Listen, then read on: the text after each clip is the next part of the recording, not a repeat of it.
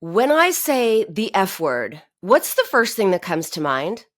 Well, that is not what we are talking about today. We are not talking about failure. We are not talking about fat.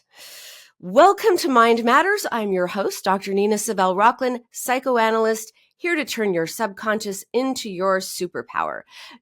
Today, we are talking about the F word, as in feelings, the messy, often ignored aspects of ourselves that actually hold the keys to understanding ourselves better. We live in a world that tells us to ignore our feelings, to push them down, ignore them, drop them, positive think them away. But what if we take a different approach? What if we understand and express them instead of judging them? After all, the only way to get rid of feelings is to feel them. So let's start with why we avoid feelings. We're often taught as children that emotions are a sign of weakness, something to get rid of or get over. We hear messages like, "Don't cry, cheer up, you're overreacting, don't be so sensitive." Or my personal favorite, and I say this with so much sarcasm, "You're too emotional." These messages tell us that emotions aren't acceptable, that they're even shameful. We're considered weak if we have feelings and strong if we push them away. Scared? Be strong, fight, don't give in to that fear. Angry? Oh, you're an angry person. You need anger management classes. Sad? You must be depressed. Take an antidepressant. Anxious? Oh, there's a pill for that too. The message is there is something wrong with emotions. And of course, many of us do benefit from medication. I am talking about injunctions against our basic human emotions, our feelings that connect us to ourselves and to each other. But with all these prohibitions, it's no wonder that so many of us don't know how to comfort ourselves, be with ourselves, express ourselves, or respond to ourselves. In reality, our feelings are just reactions to situations, not character flaws. By the way, why do we call emotions feelings? It's because we physically sense them or experience them in our bodies. When we're angry, we might feel like heat rising within. Or when we're anxious, we might feel a tightness in our chest. When we're sad, we cry. You get the idea. By avoiding our feelings, we're cutting ourselves off from our truth, our needs, wishes, fears, desires, our hopes. We cut ourselves off from ourselves. Let me tell you how feelings can also be obscured and how we cut off from ourselves in ways that you might not even think about. I'm going to start with a story about Jenna. So one night, Jenna was relaxing and watching TV when suddenly, as she put it, Ben and Jerry's started calling her name. That's how she put it. Calling my name. She swore nothing was wrong. She wasn't upset or worried about anything. She thought she was addicted to Chunky Monkey. I asked what she was watching before Ben and Jerry started calling for her, and it was a rerun of Charmed, her favorite show. Since she was doing something she enjoyed, there was no reason, or so she thought, that she'd want to down a pint of ice cream. So I wondered what was going on in the episode before Ben and Jerry started calling for her. It was when a demon breaks the bond between the sisters, they start fighting, and it gets really nasty. It is important to know that Jenna had a terrible relationship with her sister. So I said, sisters fighting, huh? And Jenna got it. She gave me one of those Home Alone, hand over her face. Oh my God! She realized this urge to eat ice cream wasn't about ice cream. She wasn't triggered by ice cream. She was triggered by unresolved feelings of pain, betrayal, and sadness about her relationship with her sister. So watching the show activated intense feelings about their relationship, but before she was consciously aware that she was being activated and triggered, she went to ice cream for comfort and distraction. So as you can see, ice cream wasn't the problem. It was the solution to the problem, not a great solution, but a solution. So instead of feeling bad about the relationship with her sister, which she couldn't do much about, she felt bad about herself for eating ice cream, something she ostensibly could do something about. So Jenna's story shows us how our deepest emotions can be hidden from us. I helped Jenna find new ways of identifying her feelings and soothing herself with words, not ice cream. And guess what? Ice cream stopped calling her name. We all have our own ways of distracting from our feelings. The habits, behaviors, or even the people we turn to when we're avoiding what's really going on inside. Our minds are constantly working, even when we're not aware of it. We find ways to avoid our feelings, and often that means diverting our attention to something else. Some people bury themselves in work. Others endlessly scroll through social media, addicted to their phones, or do a lot of damage doing some online shopping, or drink, or get high, or distract in some kind of way. All of these behaviors are distractions from feelings we would rather not face. That's where defense mechanisms come in. I think of defense mechanisms more like protections. They're strategies that our mind used to protect us from uncomfortable feelings or thoughts. It's like a psychological security system. For example, here's a defense mechanism. Have you ever snapped at someone that you're not upset with when you're actually upset about something completely unrelated? Like you're mad at your boss, but you end up losing it with that driver who cuts you off on the freeway. Oh, you let him have it. That's displacement, which is a defense mechanism, a protection. It means transferring. That's displacement. It means transferring your feelings from one person or situation to another person or situation. Or maybe you've convinced yourself that you don't care about something. You don't care. That doesn't bother you. Whatever. It is what it is. When deep down, you really do care. That's denial. Another common protection is projection. This is when we attribute our own unacceptable thoughts or feelings to someone else. I once treated a well-known singer who had such terrible stage fright, she couldn't go on tour. And she was sure that the audience was staring at her, calculating all kinds of things about her, judging the size of her body, the quality of her voice, and thinking that she just didn't measure up. Well, we came to realize that she had a lot of shame and judgment about her body and a lot of fears or anxieties about her voice, which she projected into the audience. And this was so horrible, this projection, that she would imagine herself being in front of a hostile audience. That's why she couldn't go on tour. So what did we do? We addressed her relationship with herself, and she became nicer to herself, more accepting. Eventually, she went on tour again. Everything went well. In fact, she called me from Boston, I think it was, and she was so excited to share the news that everything was going so well. And she said, she could feel the energy. The audience is right there with her. She told me, like, amazed, like, they really like me. In fact, her experience with this audience was so positive, all these audiences in every city, that she thought new fans were coming to see her performances. In reality, the people at her shows were the same ones who always came to see her. They had not changed, but she had. Now that she liked herself, she was projecting her own self-acceptance into the audience. So the key is to realize these patterns. When you react strongly to something, instead of going, oh my God, why am I so emotional? Why am I so sensitive? What's wrong with me?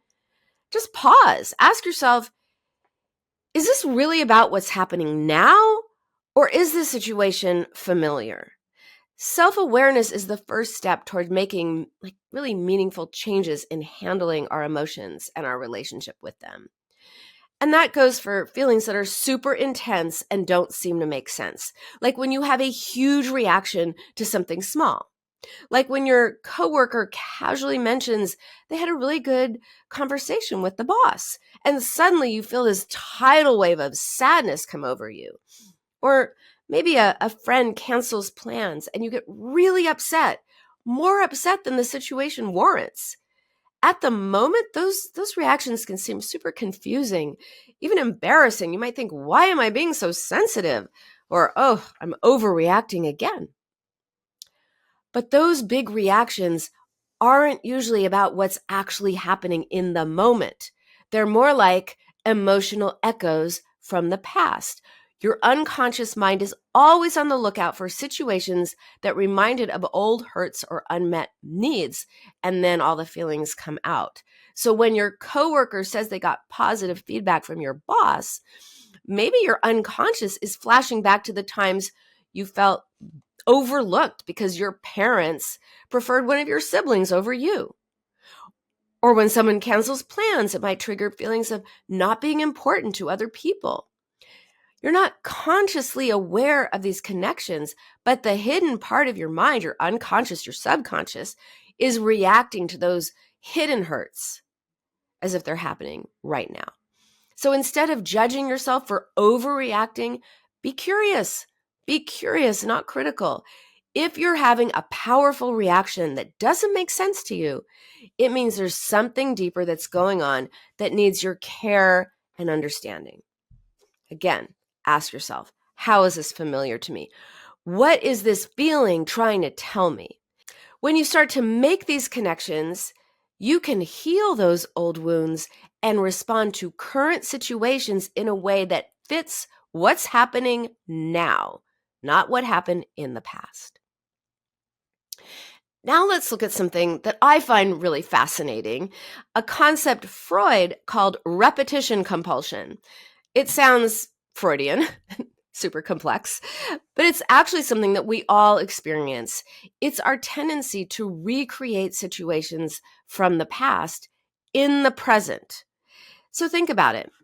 Have you ever found yourself in the same kind of unhealthy relationship over and over and over again?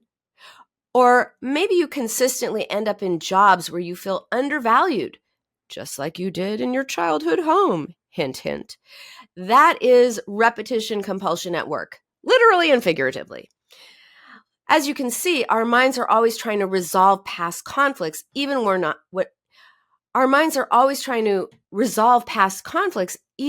not aware of it. So we're drawn to very familiar scenarios, hoping that this time we'll be able to change things. Like Bethany. Oh, but of course, we're not aware of it. That's why turning your subconscious into your superpower is what makes it a superpower. When you are aware of something, you can do something about it. When you're not aware of it, when it is hidden from you, it just repeats. So Bethany always seemed to befriend people who would inevitably let her down, betray her trust, take advantage of her. And when we explored this pattern, we discovered that it totally mirrored her relationship with her unreliable father. So her father had a drinking problem, and she was always needing to fix him, help him. Even as a child, she was what's called a parentified child, meaning the child that takes care of the parent instead of having a parent that takes care of you. Unconsciously, Bethany was trying to fix that original hurt with her father by recreating or accepting similar people. And she was drawn to these unreliable people, hoping on some level to repair her relationship with her father by getting those similar people to change. Except unreliable people are unreliable. So history just ends up repeating itself. And again, the tricky part is this happens below our level of awareness. We think we're just having bad luck, or we're just like people are drawn to us for some reason. In reality, we're unconsciously seeking out these familiar, although painful dynamics, hoping to create a different outcome. But the good news is, once we bring those patterns into our conscious awareness, we can break the cycle. We can consciously make different choices. And that is why I like to talk about why power when it comes to coping strategies, not willpower. Our hidden why is everything. So, how do you access the why? How do you discover what's hidden in your unconscious mind? Here are a few steps you can take. One is just create some space for reflection. Set aside a few minutes each day for silence. Don't be on your phone. Don't have the TV on. Don't be in front of the computer. Don't do anything else. Just be with yourself. Ask yourself, what's going on with me right now? What am I feeling?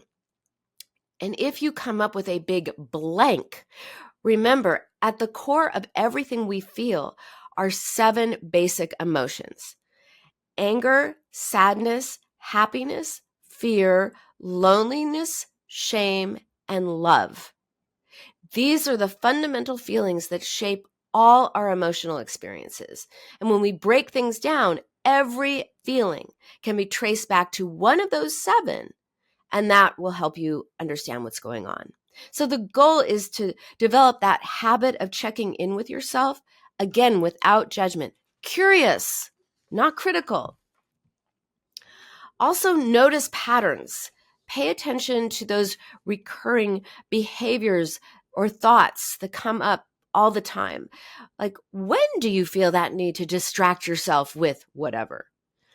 What situations trigger those urges to distract? Patterns reveal those deeper underlying emotions that we're not consciously aware of. Also, and this is a fun one, do what's called flow writing. Other people call it stream of consciousness writing. Writing can be such a powerful tool for uncovering your feelings. So set a timer for 10 minutes, 15 minutes, even 5 minutes. You can do something for 5 minutes. You can find 5 minutes out of your busy day and just write whatever comes to mind without filtering yourself. This stream of consciousness flow approach helps you tap into your thoughts and feelings that you might not have known were even there. Also, explore those strong reactions. When you feel a strong emotional reaction, whether it's a TV show like Jenna did, a comment from a friend, a work situation, ask yourself, why am I feeling this way? What does this remind me of? Again, as you can see, our reactions in the present are often rooted in experiences we haven't processed from the past. Understanding your feelings is like holding up a mirror to your inner world. It can be uncomfortable at first. The more you practice, though, the clearer that reflection begins. And when you start seeing those connections between your past experiences and your present, it's kind of cool. It's like you're a detective of the mind. You're like a psych detective. And the more you understand why you do what you do, the more you can have the power to create change. So remember how Jenna acknowledged and processed her feelings about her sister, and then that urge to binge on ice cream faded? It wasn't willpower. It wasn't discipline. It wasn't control. It was about why power. It was about addressing the real underlying issue. And the same can be true for you when you identify and process your feelings. So as we wrap up today's episode, I want to leave you with this thought. Your feelings aren't the enemy. They are not something to be fixed, avoided, or suppressed. They are messengers. They're offering you insight into your inner world. And by embracing the F word, by welcoming your feelings instead of running from them, you get access to you. And then you can make conscious choices that are healthy and aligned with your true self. So I really hope that this episode inspired you to explore your feelings with more curiosity and compassion. And join me next time when we look at toxic positivity. If you've ever told yourself to look on the bright side, that pressure to stay relentlessly positive, that can actually backfire and make things worse. We're going to look at why that is and how to change. If you found value in today's episode, here are a few ways to get connected. Be sure to subscribe to Mind Matters wherever you get podcasts, everywhere you get podcasts, so you never miss an episode. Follow me on all social media channels. And if you enjoyed this episode, please take a moment to leave a review. Your feedback helps other listeners find the show and also benefit it. Until next time, remember, your mind matters, and so do your feelings.